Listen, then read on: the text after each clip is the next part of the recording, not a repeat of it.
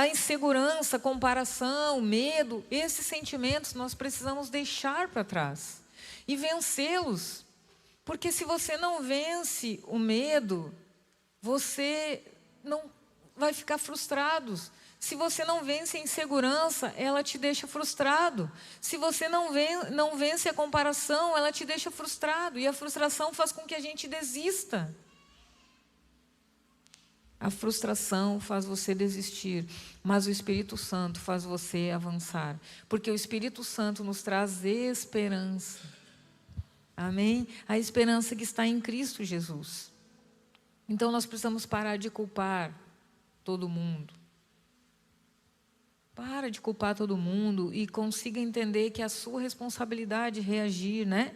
Pare de encontrar justificativas e permanecer no mesmo lugar, na mesma situação. Porque se você quer que Deus faça milagres, faça as coisas acontecerem na sua vida, Ele também deixou coisas para você fazer. Não queira que Deus faça a sua parte. Diz para Deus: Senhor, eu vou fazer a minha parte, porque eu tenho certeza que a sua já está feita.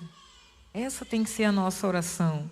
A transformação começa quando nós assumimos a nossa responsabilidade diante de Deus. No reino de Deus, queridos, a maturidade começa quando as desculpas terminam. Quando a gente parar de dar desculpa, a maturidade vem. Porque a gente vai assumir a nossa responsabilidade como pai, como filho, como cristão, como funcionário, como empreendedor, enfim, tudo aquilo que nós como líder. Eu já vi uma estatística que logo as empresas elas não vão mais ter gerentes, chefes, não vai mais existir essas funções. Porque as empresas vão começar a investir em líderes. E aí, porque qual é a diferença? O gerente, ele é apenas um gestor, né? Gerente, que vai gerindo as situações, a empresa, enfim. O líder é aquele que conduz, é aquele que lidera, é aquele que impulsiona as pessoas, que faz crescer. É sobre isso. Então, se o mundo corporativo já está enxergando isso, nós aqui, como Igreja de Cristo, como Reino de Deus, nós já vivemos esse padrão. Nós já vivemos o padrão de liderança ao invés de chefia. Você não vê aqui ninguém mandando em ninguém. Às vezes dá vontade, mas não acontece. É sempre uma condução, é sempre um ensino, é sempre mostrando o melhor caminho. Com amor e com graça, como Jesus nos ensinou. Jesus liderou. Apesar de ser Jesus, teve um que se perdeu.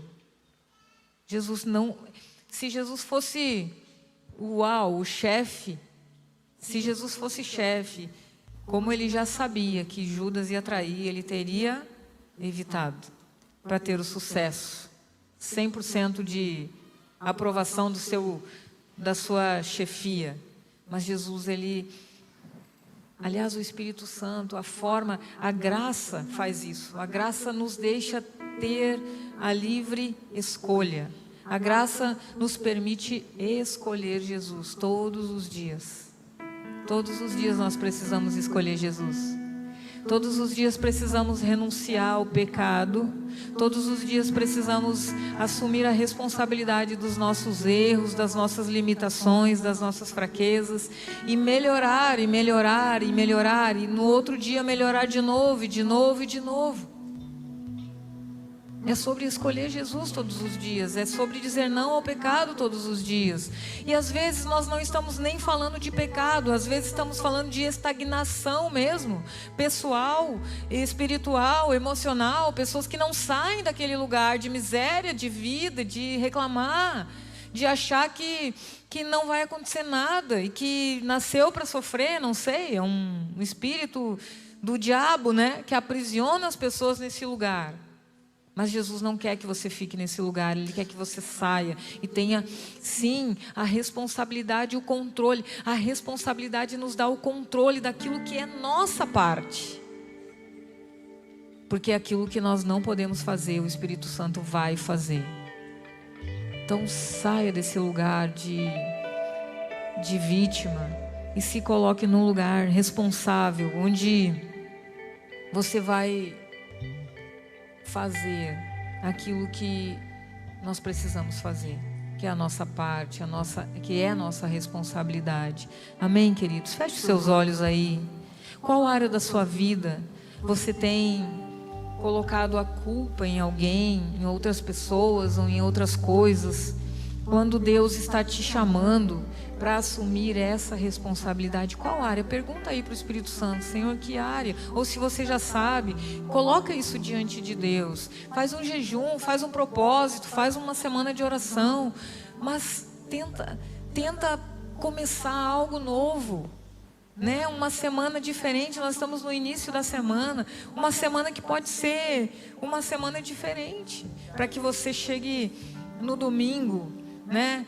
Quando é o culto de celebração, onde nós viemos agradecer e celebrar Jesus, você pode dizer: Senhor, eu venci essa área da minha vida, e nessa nova semana que vai se iniciar, eu quero vencer a outra, e na outra eu vou vencer outra, e assim sucessivamente.